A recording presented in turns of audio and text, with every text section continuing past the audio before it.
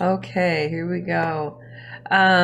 So welcome everybody this morning. I'm really happy to have you join us at this ContactNB webinar hosted by Dallas Mercer Consulting, and the topic being workers' compensation, what you don't know will cost you.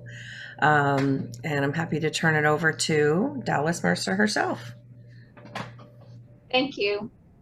So thanks, and thanks for the opportunity to have a chat with you guys. We've got a pretty intimate group today, so if you want to ask questions, that would be fine by me. You can put them in the, I guess there's a chat section, and you can put the questions in. But certainly, we can make it a little bit conversational with such a small group, so I'm happy to do that. If you have questions and you'd like to have a discussion about it, just put your hand up, and someone will see that. So yeah, so today really we just doing a session on workers' compensation, and I guess the whole purpose of doing this for employers is to really heighten your sensitivity around the importance of managing your workers' comp costs, and I mean whether it's workers' comp or sick leave, managing these costs is really important. And just to give a little bit of background, I guess, and I know that Tina and Cheryl may know this already, but workers' comp and sick leave are the only real things I've ever worked in for a long time. DMC is 18 years old. So we manage sick leave and workers' comp for companies across the country, and it's all done from Atlantic, Canada. We have an office in New Brunswick, we have an office in Nova Scotia, and an office here in St. John's, Newfoundland. So our goal is to be an advocate for the employer in the management of workers' comp and sick leave issues. So I worked at workers' comp, seems like a lifetime ago now. And I also was the employer advisor for the province of Newfoundland Labrador on workers' compensation and occupational health and safety. And then 18 years ago, I started the business while I was living in Montreal. And then a couple of years later, I moved the head office back to Newfoundland and Labrador. As you know, Atlantic Canadians need to be in Atlantic Canada. So, so I'm going to just walk through some, I guess, understanding of workers' compensation, and answer any questions that you might have, and also walk you through how the system works. So as I stated, we're employer advocates, so keeping workers safe, minimizing lost time, and increasing their productivity are the goals of what DMC does for our clients. So I have an ambitious agenda, but as you guys know, I'm from Newfoundland, so I can talk really fast and get through this like in no time. So if at some time you don't understand what I'm saying, feel free to ask me to repeat it, or if you want an example to explain something I've said, I'm happy to provide that too. So first we'll start with how does WorkSafe work? So, these are the questions I hope to answer: understanding how it works, understanding the benefits that are paid, and also understanding what your premiums cover. So first of all, you need to have the premise and understanding that WorkSafe is a mandatory no-fault insurance system. So it doesn't matter whose fault it is, whether it's the employer's fault or whether it's the worker's fault if something happened, a worker is still entitled to avail of the workers' compensation system. There is no right to sue, so you can't sue the worker, and the worker cannot sue you as the employer in the workers' compensation model in Canada.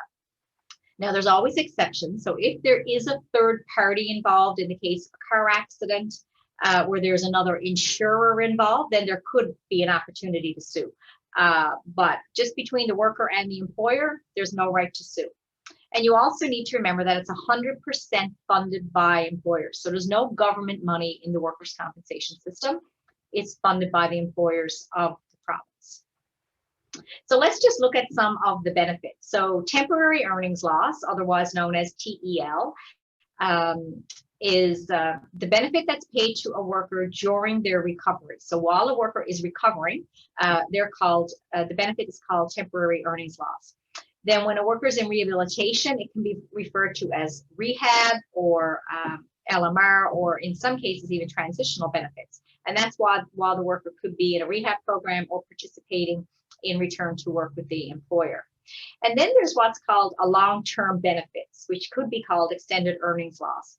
And that benefit is paid in one of two ways. Either a worker cannot return to work, so they can't return to meaningful work and they need to be paid from workers' compensation until they're 65, or they are able to return to work, but they're not able to earn equivalent to their pre-injury salary, so they get a top-up from workers' compensation. So that's one of two ways, and that's reviewed annually. If a worker does receive a top-up, it is reviewed annually, to determine whether or not they're earning more money, and then the adjustment will be lowered down. There's also a permanent award that can be paid to a worker as a result of a workplace accident.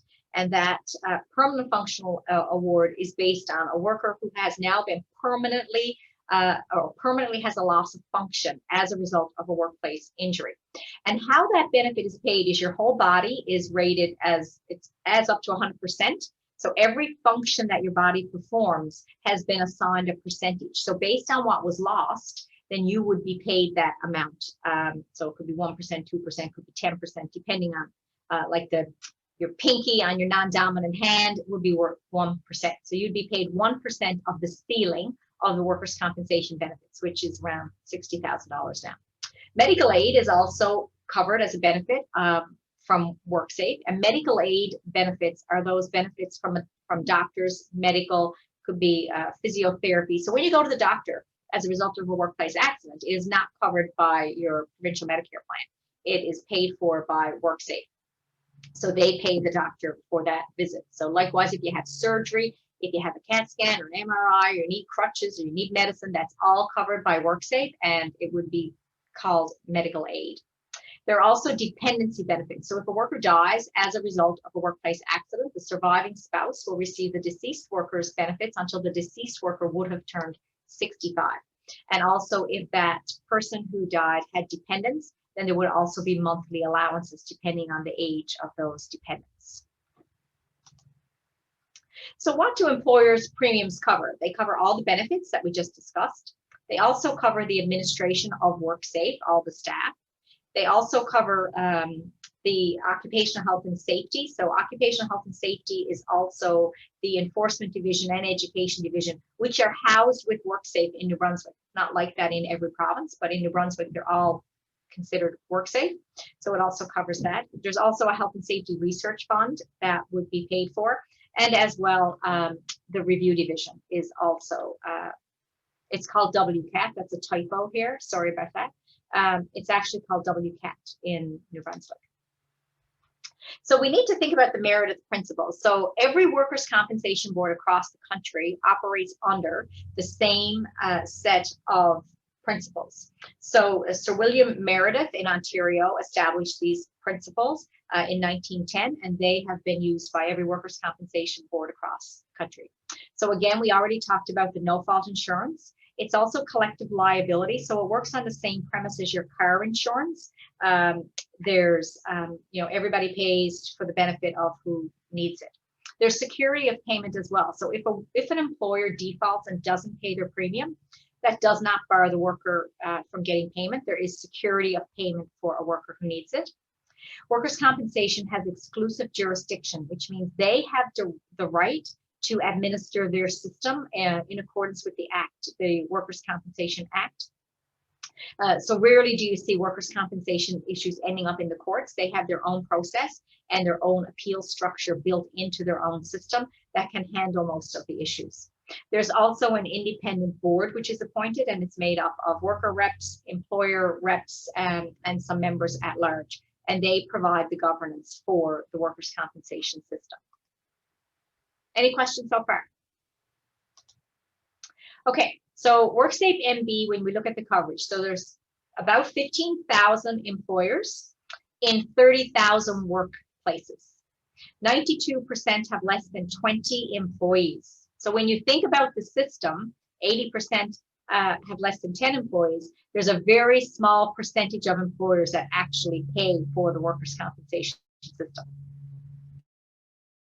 With 320,000 workers covered. So based on the latest statistics we have, there were 5,900 lost time claims last year and 5,300 no lost time claims. The largest sector are healthcare, retail, and construction. The employer payroll in New Brunswick, greater than 2.5 million, only 3.5% of employers when you look at the payroll. So that's a very small portion of the employers of the province that have a greater than $2.5 million payroll. Greater than 0.5 million, 15.6% of the 3.5%. That don't really make sense. And less than 5 million is 80%. So 80% of employers. So I mean, all I really want you to take away from that is there's a very small percentage of employers that actually pay for the system. So WorkSafe MB rate system. So let's just have a look at the rates. So the classification of employer operations. Once grouped into industry, WorkSafe MB combines like industries on the similarity of business activity, the nature of the work, and the level of risk. So you should be in the same rate with your competitors. You should all be in the same rate code. And based on the information, so they take the information that you forward to them and they determine what rate you will be in based on the description of the business that you provide. And you always should review that when you get it every year. When they provide your new rate in the fall of the year, you always should take a look and make sure that it still matches, that the industry you are in is still the work you do. And obviously, the type of work that you guys are in would likely be straightforward in seeing that. But it is surprising that a lot of people's businesses evolve over time, and they actually can possibly migrate to a different rate code. So it's important to be mindful of that. So WorkSafe MB rate system has an industry base rate plus the experience rating in order to get your net rate. So everybody should be paying the same industry base rate, and then that's combined with your experience rating, whether you're getting a discount or a surcharge, and then you would get your net rate. And it's your charge based on $100 of your assessable earnings or your payroll to a ceiling of $62,000 per year. So that's the ceiling that you're covered by under WorkSafe. So if you're earning $80,000 a year and you're injured, you will only be compensated for up to $62,000, but you also only pay assessments based on $62,000 as well. So the industry base rate, each year's assessment must generate enough revenue to cover all the current and future costs associated with that year's injuries. So for 2020, WorkSafe must collect enough money for all the claims that happened in 2020, whether the claim lasts for a week, 6 months, or 10 years. They need to collect enough money each year to pay. So they use actuarial studies to determine how much money they need to collect. The expenditures for safety and their preventative programs, their administrative funding, and any funding deficiencies from previous years. So last year, WorkSafe MB was not fully funded. This year they are. And so they don't need to collect any extra money to pay for last year's deficiencies now. So the only province right now that is not fully funded, meaning not collecting enough money each year to pay for that year's future claims costs, is Nova Scotia. Every other province in the country right now is fully funded. So let's think of a few things that might influence the rate. So the cost of services, and that could be medical, it could be any type of physiotherapy or being able to access any types of services. Financial obligations, so if indeed WorkSafe needed to collect money for prior years. The economic environment in the province, so depending on how the economy is doing would obviously have an impact. If several companies have gone out of business, it will be fascinating to see how this year will impact all the workers' comps in the country, just because of the lack of revenue that those businesses have had. And you pay based on payroll, and if your employees weren't working, or if your employees are being paid based on government subsidies, how that's going to work from the perspective of employer payroll. Also looking at adjudication policy. So there's presumption legislation in New Brunswick now for post-traumatic stress. So because of that, we've seen an escalation in those costs. So because those claims are now accepted and it's presumed it happened at work unless the contrary is shown, those claims are accepted. So that those kinds, or if certain diseases were determined to be work-related, those kinds of things would have an impact. Also, any accident and injury trends. So in Atlantic Canada, we have an aging demographic, so it takes people longer to recover sometimes. So those things have to be factored in the costs. So the industry rate is based on a 5-year period, and in New Brunswick, there's a lag year. So when the rates were set for 2020, it's based on 2014 to 2018. 2019 wouldn't have been included when they set it because that's the year that they were in. And right now we're setting the rate for 2021. So 2020 won't be included because the rates will be coming out in the next couple of weeks. And this is the year we're in, so they don't include it. So you actually have to look back over 6 years to determine what the base rate will be, even though it's a 5-year period that is included.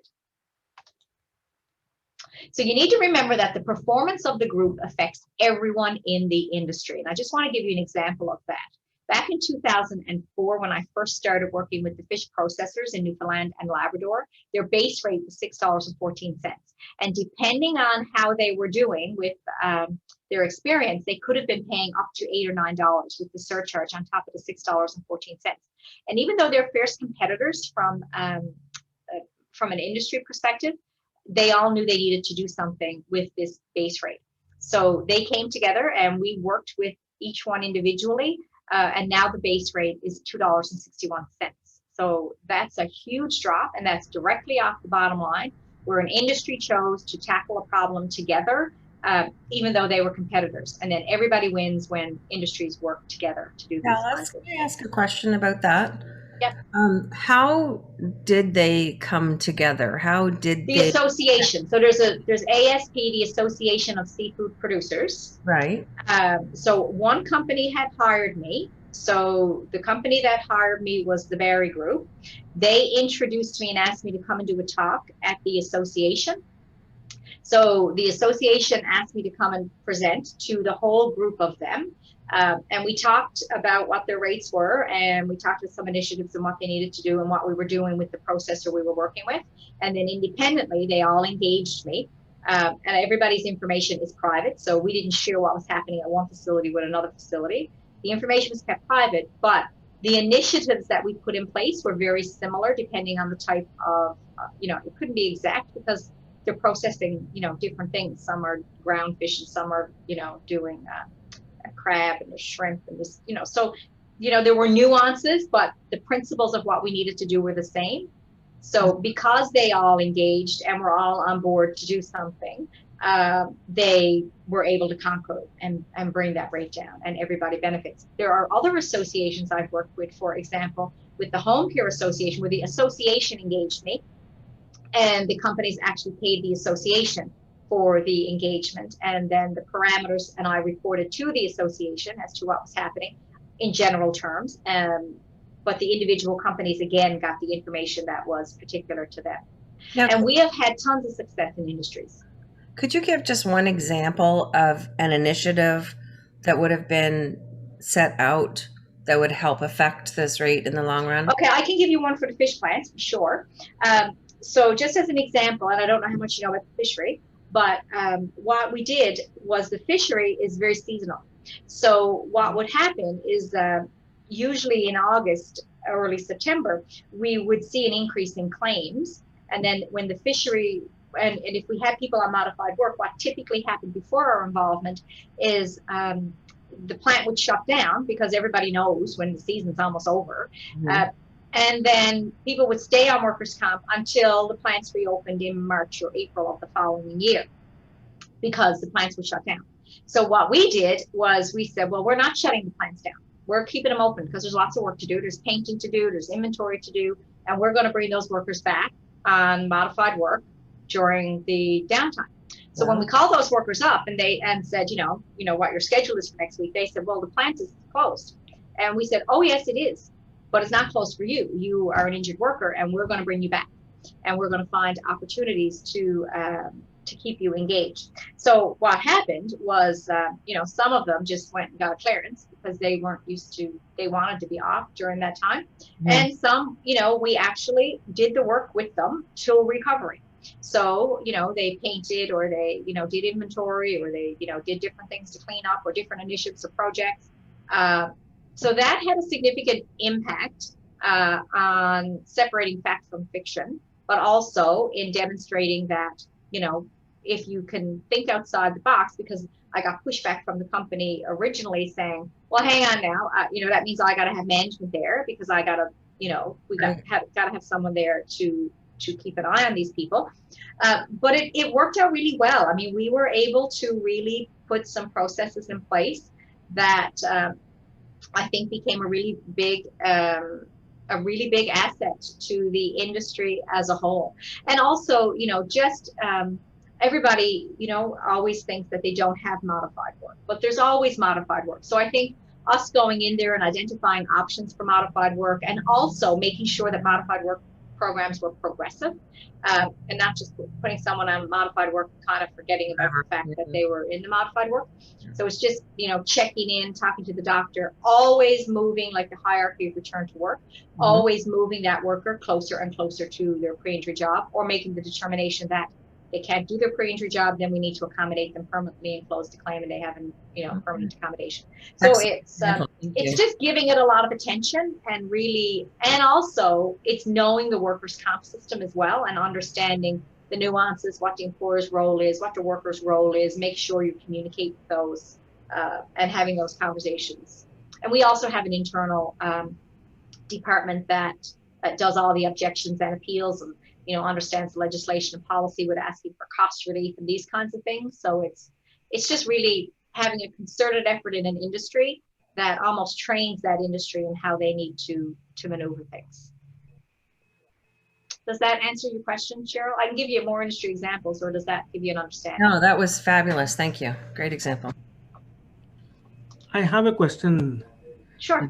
The reduced rate, where all it affects, does it affect the insurable amount per year? For example, in the previous slide, you have shown 62,000. Irrespective of the annual salary, the employee can get only up to 62,000. Will there be any effect on that? What kind? As a result of what? As a result of the rate reduced, you have shown the example for the. Oh yeah, when the rate is reduced, obviously, because what you're doing is you're taking the rate and you're multiplying it by your payroll. So if the rate gets reduced, then there's less to multiply by the payroll, so you pay less money. Okay, now how often the employers does this change? Every year, your rate, it might not be reduced every year. Every year it changes depending on what your experience is. So there's a base rate that's set for all employers, and then your experience is individual to you. So your experience, and I'm going to talk about that next. But the experience you pay on top of the base rate, or a discount. You could get a discount if you don't have a lot of claims costs. So you could pay less in your industry. So it's all correlated to the number of incidents that happens in a year. Correct. Okay. Thank you. No problem. So now I'm going to talk about experience rating. So I just talked about the base rate. So the experience rating adjustments provide an incentive for employers to create a safer work environment. So this is where it gets individual, and you're actually compared to your industry. So the experience rate is based on 3 years of claims costs. So your base rate is based on your 5 years of claims costs. Your experience rate is based on 3 years of claims costs. So for 2020, they look at the claims costs you've had in 2016, 2017, and 2018. 2019 was the lag year. So it's 2016, 2017, 2018 claims costs. And I mean, that's why in an experience rating model, it seems like it takes forever to get rid of the claims costs, because you also have that lag year. So it seems like the costs are with you for a really long time. So for the purposes of experience calculations, the maximum claim cost is equal to the maximum assessable earnings for the assessment year, rounded to the nearest 2,500. So that's for companies to participate in the experience rate model. Fatalities are charged at the ceiling. So if you have a fatality within your organization, you're charged the ceiling. If the cost ratio, so if your claims cost ratio is higher or lower than that, that's what results in an experience surcharge or an experience discount. So the experience rating model allows the basic assessment rate to be adjusted up or down depending on your experience. And at WorkSafe New Brunswick, you can have a 40% discount on your base rate, or you can have an 80% surcharge. So you're compared to your peers. You're compared to everybody else in your rate group. And that determines how you are compared to them. The percentage you're above or below the average will determine what your surcharge will be. And that can be found on your experience rating statement that you get in the fall of the year. And this just determines who participates in the program. Any questions on experience rating? So when you get your statement in the fall of the year, it will tell you your base rate. It'll tell you how the industry is doing. It'll tell you where you fall in comparison to your industry. That's your experience rating. And then it will tell you your net rate. So your net rate is then what you pay to WorkSafe for that year based on your payroll. And if you have an increase in your payroll throughout the year, then you have to notify them of that as soon as you're aware. Any delay in reporting payroll increases can result in a penalty when you pay at the end of the year. So now I'm just going to quickly talk about the letter of good standing or certificate of clearance. If you're an organization that regularly has subcontracts work or has contractors on site, it's important for you to understand what a letter of good standing is, so that you know when you need it, that you may be liable. And if you do have contractors regularly on your site, then you should make sure that they have a contractor safety program. So it's a clearance certificate, a WorkSafe MB document that states in writing that the business in question doesn't have outstanding premiums. So it indicates that the employer's account is in good standing. So if you're regularly working with companies, then you just need to make sure that they are registered and that you have the document that states they've paid their account and it's up to date. A lot of times if people have contractors, they wait till they receive those letters before they make payments. They are only good for 45 days. It's really easy to receive them or to access them. And if you're partaking in the MAP program, which is the payment program, then you can actually get one on a monthly basis. But you do need to be mindful of that, because if you are engaging in a company or working with a company, then it's important that you make sure they're registered, because you don't want to end up having to pay their assessments. Or if they have an accident, you don't want to end up having that accident on your experience. Any questions on the letter of good standing? Okay, so now we're going to talk about the Form 7. So New Brunswick has a new form now, the Form 7. So the Form 6-7 was previously completed by the worker and the employer. And now there's a form just for the employer and a form for the worker. I'm not going to spend too much time on this. I kind of just want to do a summary that it's really, I prefer this model, by the way, of having separate forms for the worker and the employer, and most provinces have that, separate forms. It's just important that you complete this, obviously, if you can, within the 3 days. You need to report to WorkSafe MB immediately if the accident causes or may cause a fatality, or if the worker required hospitalization.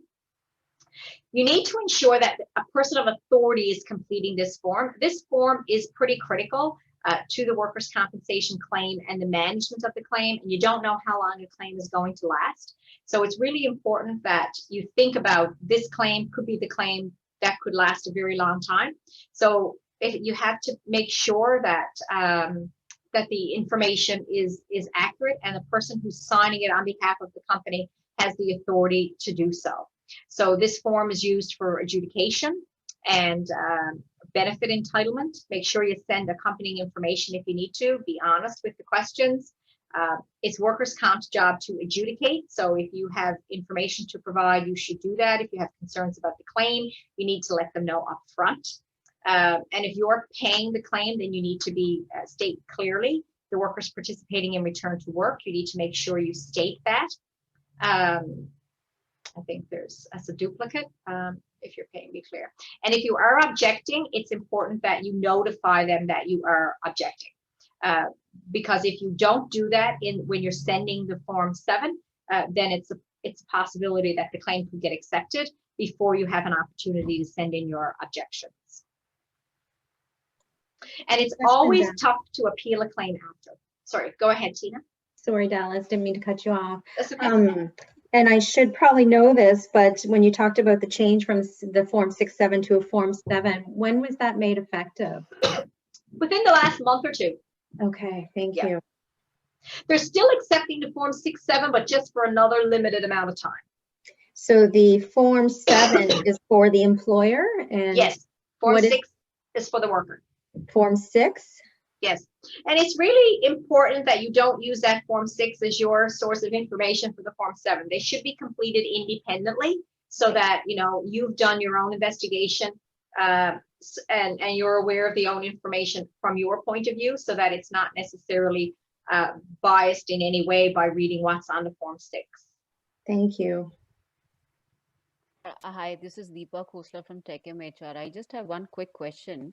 What is the best way to get WorkSafe NB updates for an employer regarding any process change or a change in regulation? What's the best way that we get up-to-date information from WorkSafe NB?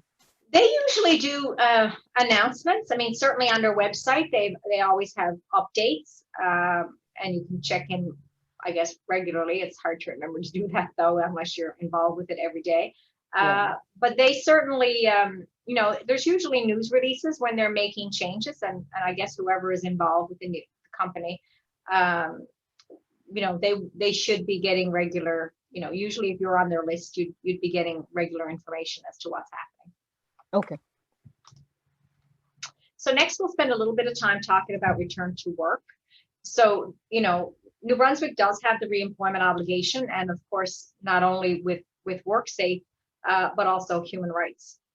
So you do have an obligation to have your worker back at work, and it's also the right thing to do. I mean, it's once a worker is away from the workplace for more than a month, it takes a long time to be able to get them back, and really, it diminishes the opportunity to have a successful the worker return to work successfully the longer they are away from the workplace.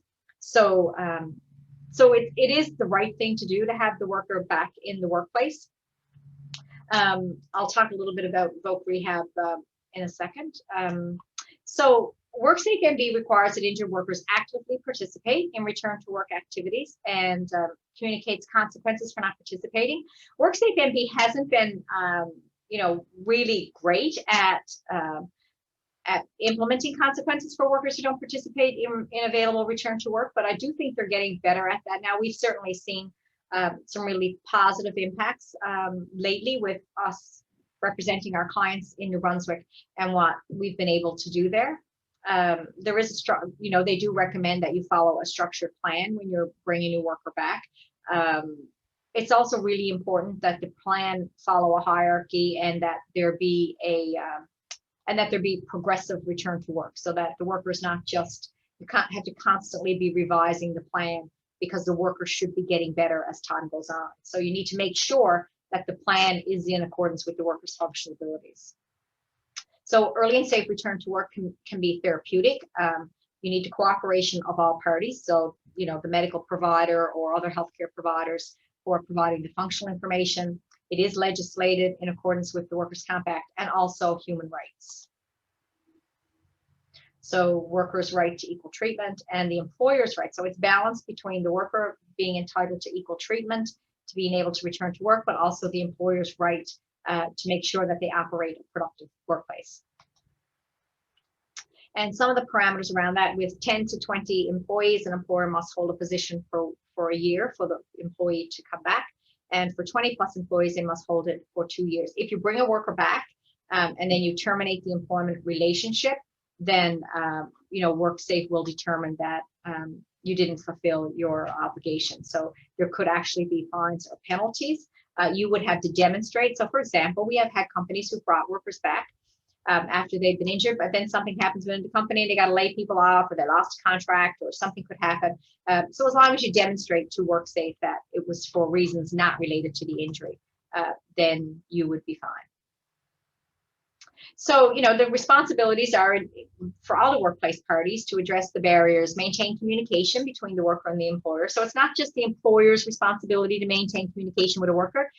It's also the worker's responsibility to maintain communication with the employer. So it's twofold. The worker has an obligation to participate in medical, rehab, and return to work. And failure to do that would result in consequences for the worker. The employer must provide assistance to help identify return to work, but also the worker as well, and make sure that you offer suitable work. If it's a unionized environment, then the union should also be involved in helping facilitate return to work. And healthcare providers are, you know, they have an obligation to provide functional information in a timely manner, and WorkSafe as well to be involved in helping manage those programs and educate workplace parties, especially if barriers are presented for the worker to return to work. The vocational rehabilitation, so if you cannot accommodate your worker, then WorkSafe may look at vocational rehabilitation options. I'm really cautious about this. It's very costly. It would have a dramatic impact on your base rate and experience rate if you have workers retraining. So these, they consider obviously the workers' restrictions and what they can do functionally, their educational skills, and their earnings before they determine what kind of a vocational rehabilitation option might be appropriate for a worker. But I would caution you that you should exhaust every possible avenue to accommodate a worker before you go down this route, because it will have a dramatic impact on your claims costs. So next we'll talk about the appeals process. So any decision made by WorkSafe can be appealed by the employer or the worker. It's also important that as an employer, you participate when a worker appeals. So it's not just about you initiating appeals, it's also about you participating in a worker appeal. So you have 1 year to appeal decisions in New Brunswick, and they must first go through an internal review before you can access the external review process. So it's like a hierarchy of an appeals process. So it's the Workers' Compensation Appeals Tribunal that handles this external process. It could be a panel, a single person panel, or it could be a 3-person panel that would hear the appeal when you get to the external process. So in order to object, it goes to an internal review process first, which is called the Issues Resolution Office. And then if you're still dissatisfied with that decision, it can go external to the Workers' Compensation Appeals Tribunal. And this also applies to a worker appeal, and you too have the right to participate in both levels of appeal if a worker is appealing that is your employee. Any questions on the appeals process? So we'll just talk a little bit about cost relief. So there's different areas for cost relief, and it typically has to be initiated by the employer to ask for cost relief. And when you are successful in getting cost relief, then those costs are removed from your experience, which will impact your base rate and your experience rate. And there's different reasons. It could be a pre-existing condition. It could be, just outside the disability management guidelines for how long it's taking a worker to recover. There could be other things going on, outside factors that are impacting that. So those kinds of things enable you at WorkSafe to ask for cost relief. New Brunswick actually has a very robust cost relief system, probably one of the best in the country. So it's certainly something that New Brunswick employers should be availing of more, because it's a really good model, probably very similar to Alberta's, which is the best one in the country. So WorkSafe may also limit compensation paid to an injured worker. If a non-compensable, meaning a non-work related injury is prolonging rehab and those kinds of things, or something outside of the injury or illness is impacting the injury. So you just need to know about these things so that you can ask for them, because you can't ask for them if you didn't know that they existed. So it's just important to know. Also, if it goes beyond the healing time, if medical information confirms the presence of a non-compensable condition, or the condition that they have prolongs the healing time. So where reallocation of costs is provided to employers, then they can go back healing time for 3 years before the date of WorkSafe.NB received the request, whichever is later. So they can go back and do that for companies. They also can provide cost relief if the accident was caused to the negligence of another employer, which is really important, or an employee of another employer. And this doesn't apply to motor vehicle accidents simply because then they would be third-party claims. And you must provide, information to support why you're asking for cost relief. Any questions on cost relief? So we'll just give a few stats now to kind of let you know where you are, how you're doing as it relates to the province. So New Brunswick has the second highest average assessments in the country right now. So for a very long time, New Brunswick had the lowest rates in the country.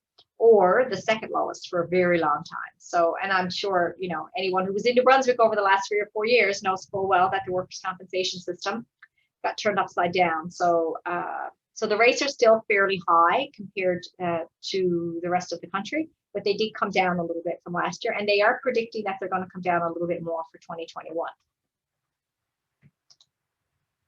Duration is the most important thing. Duration means how long someone is off work. So the average duration here is shown in days per claim, and this is a composite duration. So this is reported by the Association of Workers' Comp Boards of Canada. And as you can see, since 2014, there's been a fairly steady increase in the duration, and duration is how long it takes a worker to go back to work. So the average duration as of 2018, which are the last statistics we have updated from the Association of Workers' Comp Boards of Canada, it's at 112.34 days. Now, compared to the rest of the country, it's not the highest, but it's certainly rapidly climbing. So when you have everything else going on with the increase in rates and the things that have happened with regards to rates, and you have a duration that is increasing, then it's going to be tough to bring those rates down significantly when you have a duration, that's climbing in this way.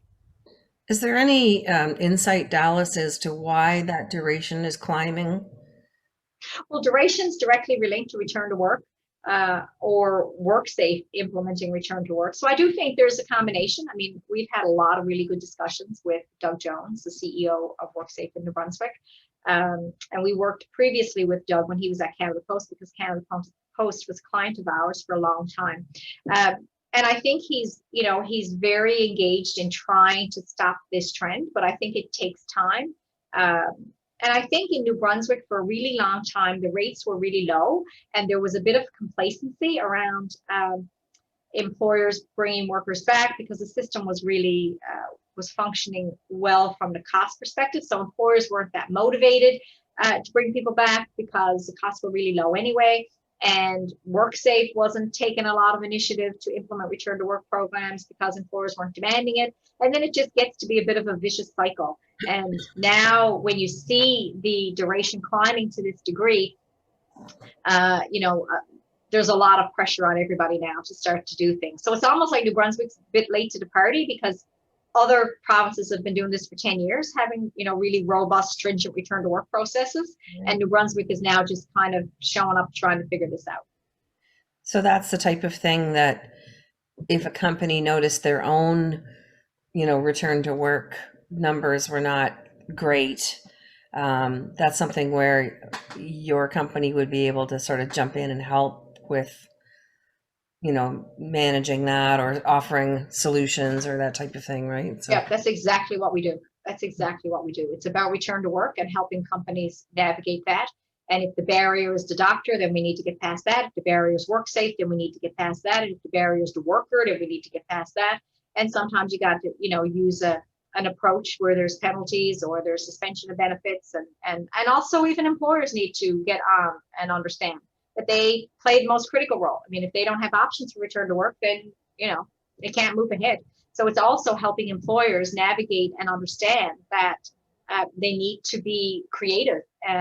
If they don't have obvious types of return to work options, then we need to find some, because that keeping that worker engaged and keeping that worker at the workplace is golden. That is the key to bringing these numbers down and getting them to go in a different direction. Things like modified return practices and things like that, right? Right. So if you look at the country, Newfoundland and Labrador still has the highest duration. Nova Scotia has been climbing steadily as well, which is unfortunate because Nova Scotia is also in an unfunded liability. So it's kind of a double whammy for them to have a really high duration and also not be collecting enough money each year to pay for its costs. But if you were to look at Manitoba, they're 33.54. So, some provinces have figured it out. So, for Atlantic Canada to have such high duration, then there's something going on. So employers own the system. As I stated in one of the first couple of slides, it's 100% funded by the employers in the province. So, you need to ask questions. You need to participate in the process or the appeals process, and you need to hold WorkSafe accountable. They're spending your money. So extended claim duration drives costs, And if you don't address duration, then the system is going to continuously cost more. And with an aging population, that has an impact. So the average benefit for a claim has significantly increased from 37,884,000 to 44,344. New Brunswick has the second highest average benefit cost per claim in the country. So it's increased 48% since 2014. So that's alarming. So that happening on top of the other things, is going to make it challenging to get costs down. Frequency of lost time claims has increased 3% over the last 5 years for assessed employers, and self-insured, which is government, they have increased 16%. So that's pretty alarming as a cost to the system. So reducing claim duration, streamlining your processes, and effectively and proactively manage your claims will be key. So you need to think outside the box. Ambulance New Brunswick is a client of ours, and we have had to be very creative to come up with programs and meaningful work for injured employees, for example, who can't return to work on the ambulance. And we have been able to do that with the cooperation of WorkSafe and initiate a program totally outside the box in being able to help these workers find meaningful work. So it won't take an army, but we have one just in case you need one. So I know, I really like that slide. I do too. Is that your team? It is, yeah. Wow. There's a few people missing from that are not in there yet, but yes. That's cool.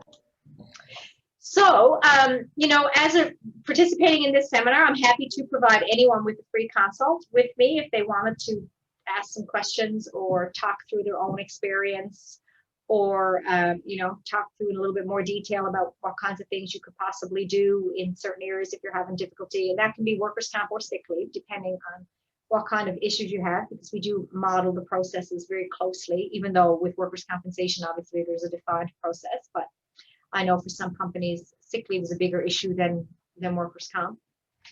But you can contact Samantha at scarson@dmconsulting.ca, or reach out to me through Cheryl or Jill, who's actually on the call here today, and we'd be happy to schedule a free consultation if you wanted to do that, or have me look at your claims cost experience to let you know how you're doing, or where you might see some pitfalls coming.